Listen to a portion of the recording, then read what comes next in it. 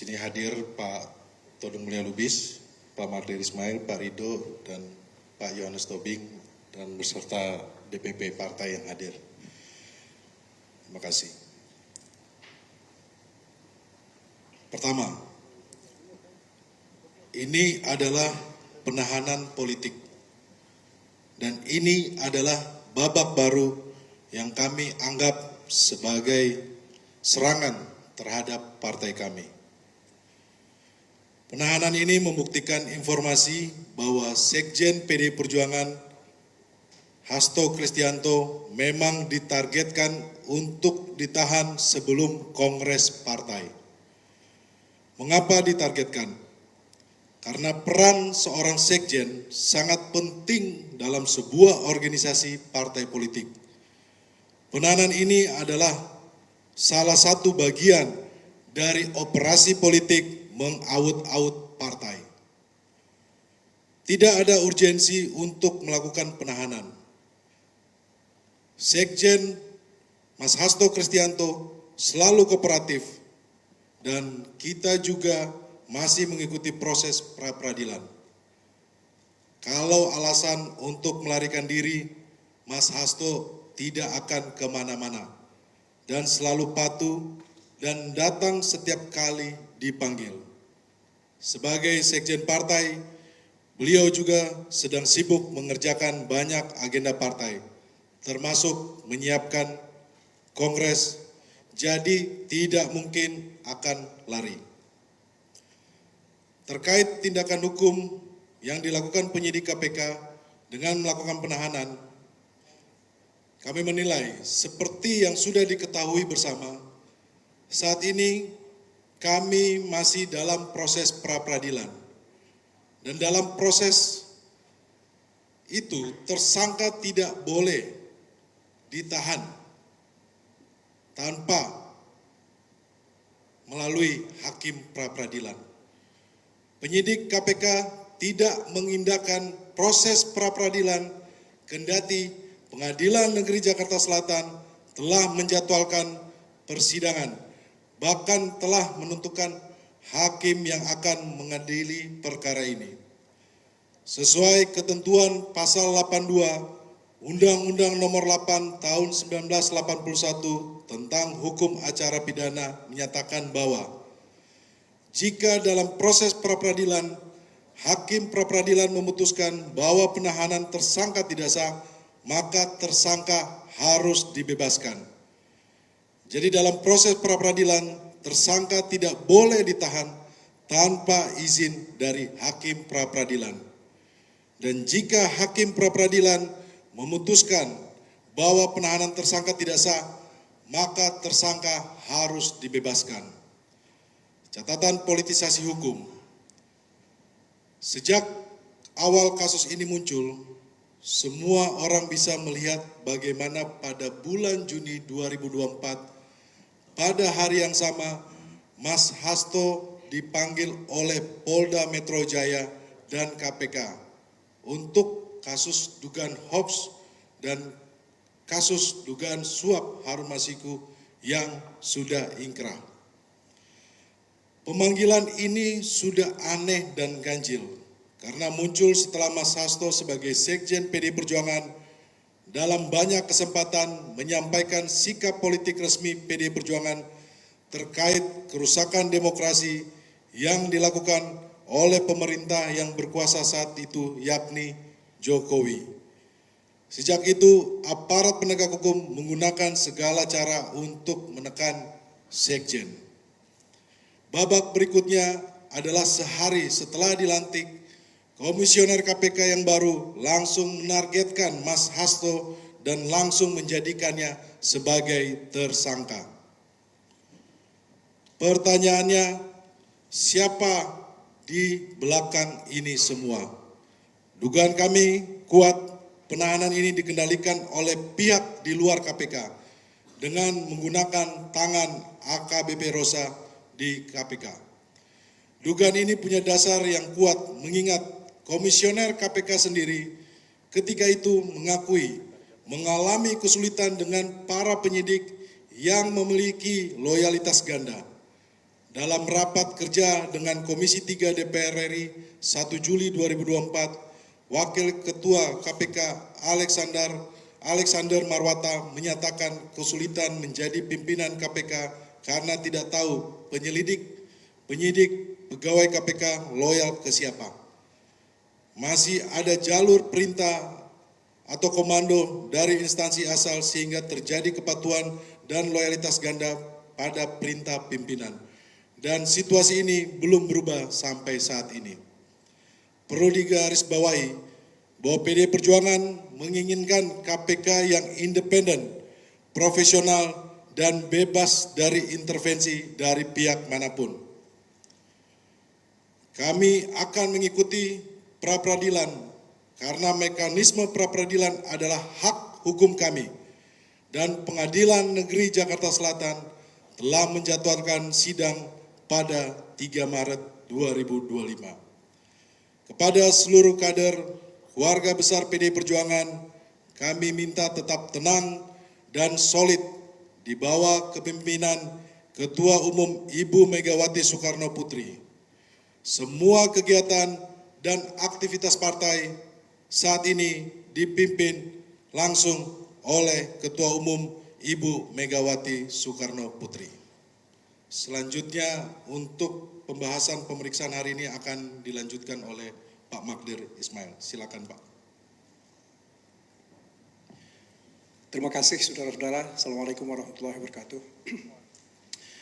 Saya kira kalau mengenai materi pemeriksaan hari ini, dari pemeriksaan ini seperti saya sampaikan tadi, tidak ada bukti permulaan yang ditunjukkan sebagai bukti permulaan bahwa Mas Hasto ini terlibat dalam suap menyuap bersama Harun Masiku, yaitu menyuap KPU, anggota KPU. Itu pertama. Kemudian kedua, dalam pemeriksaan juga hari ini tidak ada bukti permulaan yang ditunjukkan atau dikonfirmasi bahwa Mas Hasto ini sudah melakukan perintangan penyidikan. Jadi kalau dari sisi bukti permulaan tentang penetapan sebagai tersangka, belum ada yang jelas dikonfirmasi kepada Mas Hasto. Sehingga, dan inilah kan yang selama ini menjadi argumen kami di dalam pra-peradilan.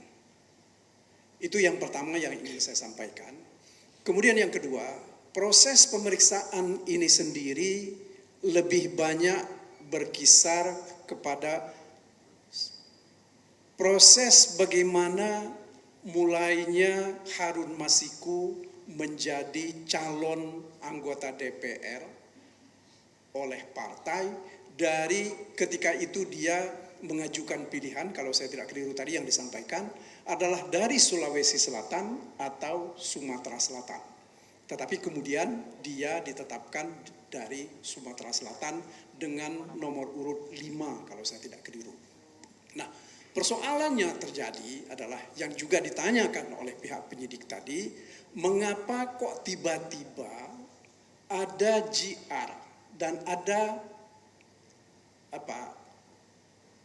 fatwa yang dikeluarkan oleh Mahkamah Agung menyangkut almarhum Pak Nazarudin Kimas yang sudah terpilih ketika itu sebagai anggota DPR.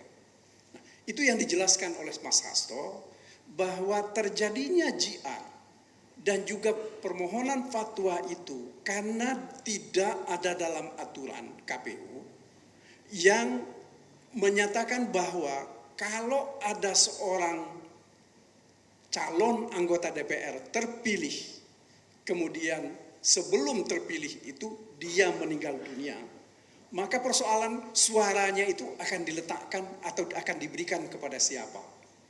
Nah, inilah salah satu persoalan pokok yang ditanya kepada Mas Hasto. Nah, untuk membenarkan apa yang dilakukan oleh partai ketika itu, Mas Hasto mengatakan bahwa mereka pimpinan partai lalu mengajukan JR ke Mahkamah Agung. Karena tidak ada aturan, Mahkamah Agung menganggap bahwa karena orang ini dicalonkan oleh partai, seharusnya suara ini dikembalikan kepada kebijakan partai. Akan tetapi sekali lagi, ini yang tidak dilaksanakan oleh pihak KPU. Karena tidak dilaksanakan oleh pihak KPU, maka diajukan permohonan fatwa oleh partai. Dan juga kemudian partai ketika itu juga tidak mendapat respon dari pihak KPU. Nah, di dalam hal sesudah adanya JR dan sesudah adanya fatwa ini, baru partai mengajukan nama, yaitu nama Harun Masiku. Karena menurut kedua putusan Mahkamah Agung dan fatwa Mahkamah Agung itu diserahkan sepenuhnya kepada partai. Nah, itulah saudara-saudara yang ingin saya sampaikan, yang selalu dipersoalkan seolah-olah bahwa Mas Hasto ini menukangi ya proses ini supaya Harun Masiku menjadi anggota DPR dari Partai PDIP dari daerah Sumatera Selatan. Nah, tadi itu yang dijelaskan. Kemudian yang kedua, saya kira yang juga penting untuk saya sampaikan kepada saudara-saudara, bahwa penahanan terhadap Mas Hasto ini, surat perintahnya ditandatangani oleh Ketua KPK. Ya. Perlu saudara ketahui bahwa berdasarkan Undang-Undang Nomor 19, ini suratnya, Undang-Undang Nomor 19 tahun 2019, pimpinan KPK itu bukan lagi sebagai penyidik dan tidak juga menjadi penuntut umum. Sehingga menurut hemat kami, kalau kita tafsirkan bunyi dari pasal ini, pasal 21 ini, maka pimpinan KPK tidak bisa bertindak sebagai penyidik dalam hal ini. Karena yang berwenang melakukan penahanan itu adalah penyidik. Ya, jadi yang saya ingin sampaikan secara tegas bahwa surat perintah penahanan ini tidak sesuai dengan ketentuan Undang-Undang KPK. Kemudian saudara-saudara, yang perlu juga saya sampaikan bahwa dalam membaca dasar dari surat perintah ini adalah adanya laporan pengembangan penyidikan tanggal 18 Desember tahun 2024. Dan ini berarti 2 hari sesudah pimpinan KPK dilantik. Kemudian pada tanggal 23 Desember 2024 dikeluarkanlah surat perintah penyidikan. Artinya apa? Ini baru 5 hari mereka menjadi pimpinan KPK, tetapi mereka sudah menetapkan Mas Hasto sebagai tersangka untuk 2 perkara. Perkara pertama adalah perkara mengenai perintangan penyidikan, yang seperti saya sampaikan tadi tidak ada bukti permulaannya.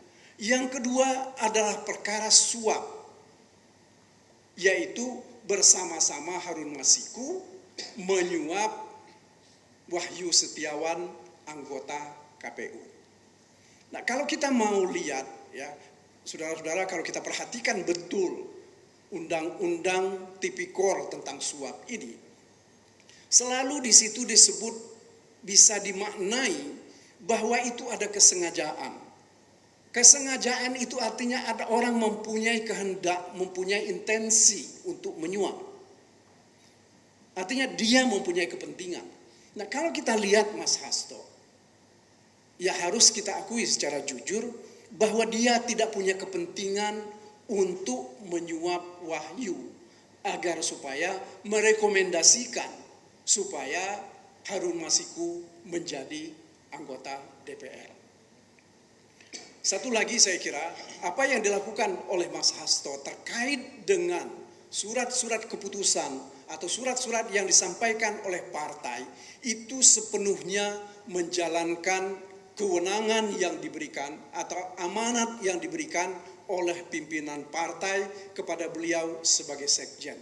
Jadi sekali lagi yang saya ingin tegaskan kepada saudara-saudara bahwa Mas Hasto terkait dengan dua hal ini dia tidak mempunyai kepentingan. Dan lagi yang mesti saya jelaskan, tegaskan lagi bahwa pimpinan KPK itu tidak mempunyai kewenangan untuk melakukan penahanan. Sehingga penahanan ini menurut hemat kami dilakukan tidak menurut hukum. Saya kira itu yang bisa penjelasan yang saya sampaikan. Saya serahkan kembali kepada Roni, Bang Buliat. Terima kasih Bang Magdir. Selanjutnya akan disampaikan beberapa poin dari Bang Todung Mulia Lubis. Waktu dan tempat kami persilakan.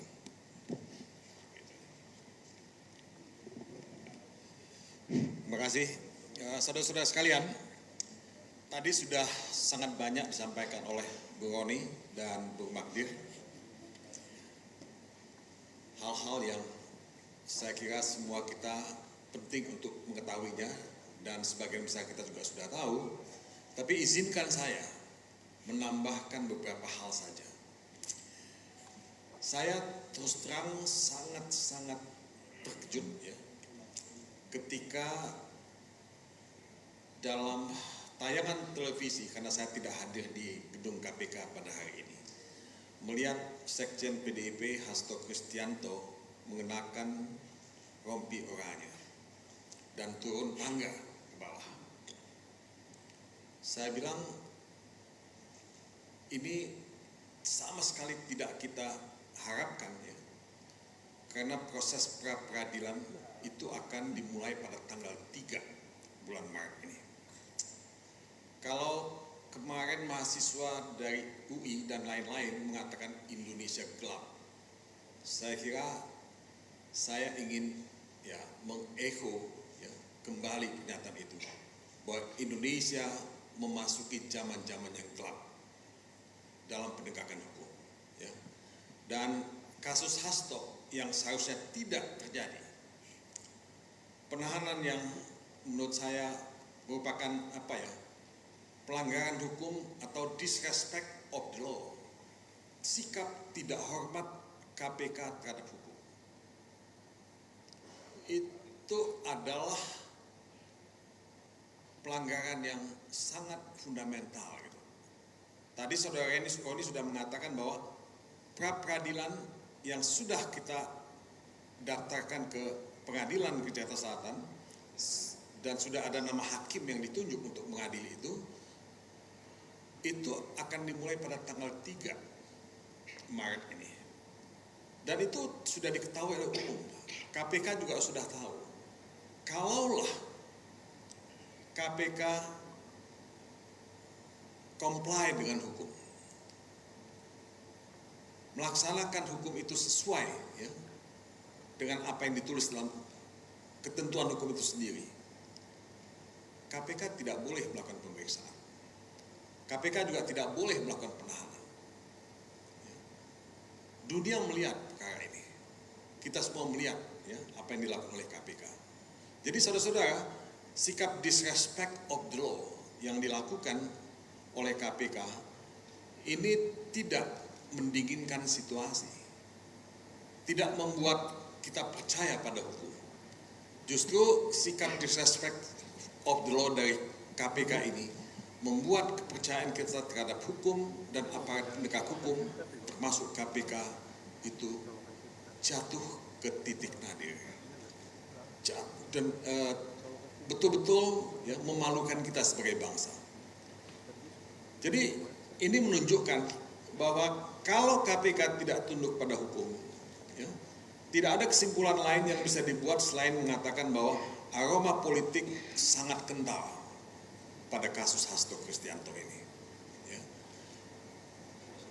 Kalau kita melihat apa yang terjadi di gedung KPK, begitu banyak aparat kepolisian yang hadir, seolah-olah ini perkara kriminal, ya, kelas kakap teroris, ya. Dan menurut saya ini menunjukkan satu sikap yang berlebihan dari pihak kepolisian yang tidak perlu terjadi. Kalaulah pihak KPK lebih arif dan bijaksana, dia akan bisa menunggu 1 minggu.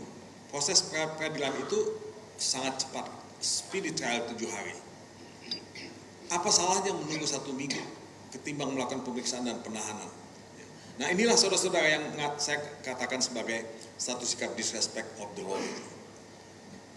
Saudara Hasto Kristianto punya hak hukum untuk melakukan upaya-upaya hukum yang tersedia dalam hal ini pra-peradilan. Dan itu dia lakukan. Dia comply dengan hukum. Tetapi yang tidak comply terhadap hukum itu adalah KPK. Nah, kalau saya mengajukan pertanyaan yang sifatnya hipotetis, ya, hypothetical, bagaimana nanti kalau putusan pra-peradilan itu mengabulkan permohonan kami? Karena pra-peradilan itu kan adalah tempat kita untuk menguji, mentes keabsahan penetapan tersangka yang dilakukan oleh KPK. Ketika pra-peradilan memutuskan, ya, menerima permohonan pra-peradilan kami, kan itu berarti penetapan tersangka itu tidak sah. Nah, hal-hal semacam ini kalau terjadi, kan KPK mempermalukan dirinya sendiri. Ini yang saya kira sih bisa kita lihat, ya, sebagai sikap tidak, ya, arif dan bijaksana, sikap disrespect for the law yang dilakukan oleh KPK ini. Jadi saudara-saudara, tidak salah kalau banyak yang mengatakan bahwa politisasi dalam kasus Hasto ini sangat kasat mata dan sangat berlebihan. Dan ini sudah menjadi sasaran tembak, ya. Jadi menurut saya ini bukan pendidikan hukum yang baik, ya, buat kita sebagai bangsa. Ini justru akan menimbulkan atau meningkatkan suhu politik, ya, yang seharusnya bisa kita hindarkan. Nah, inilah contoh dari sikap tidak dewasa, immature dari pihak KPK yang ingin menunjukkan bahwa dia punya kekuasaan. Jadi arogansi kekuasaan itulah yang kita lihat dan dipertontonkan oleh KPK pada hari ini. Nah, ini bukan satu iklan yang bagus buat Indonesia sebagai negara hukum. Mudah-mudahan, ya, kita bisa memenangkan pra-peradilan, ya, karena kita yakin dan Hakul yakin bahwa tidak ada dasar hukum untuk menetapkan saudara Hasto sebagai tersangka. Mungkin itu saja sebagai tambahan dari saya. Terima kasih.